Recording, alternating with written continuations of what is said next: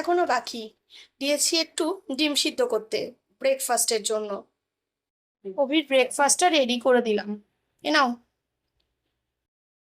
বাকি টোস্টগুলোও করে নিচ্ছি। ঘুম থেকে মেয়ে উঠে গেছে সকাল সকাল। স্কুলের সামার ভ্যাকেশন শুরু হয়ে গেছে।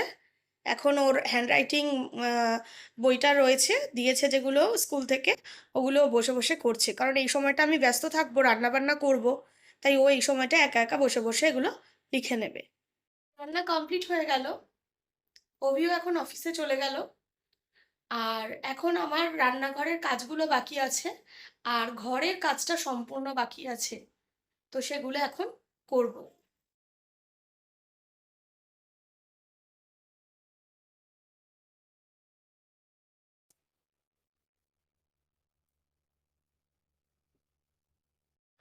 রোজ এগুলো মুছি, আর রোজই আবার ধুলো পড়ে, একটা আলগা ধুলো রোজ পড়ে, তাই রোজ মুছে নিলে একটু সুবিধাই হয়, নোংরাটা বেশি পড়তে পারে না।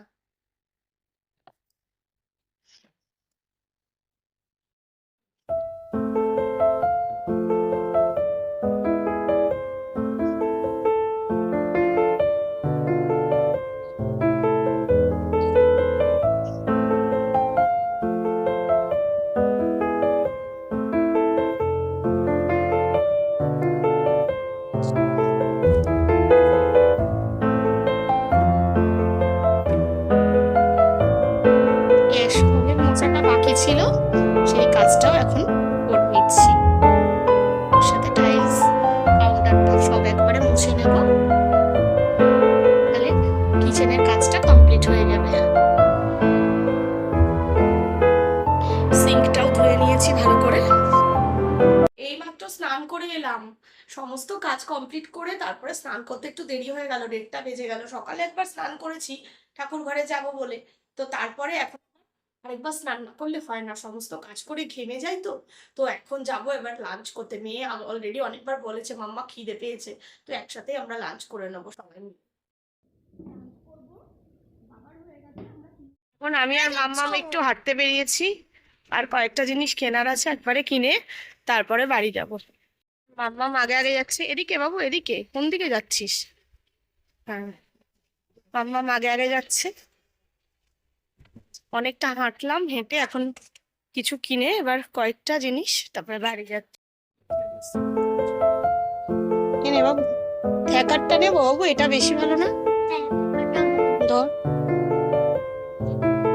রেড কাউ নিয়ে নি। রেড কাউ একটা আছে।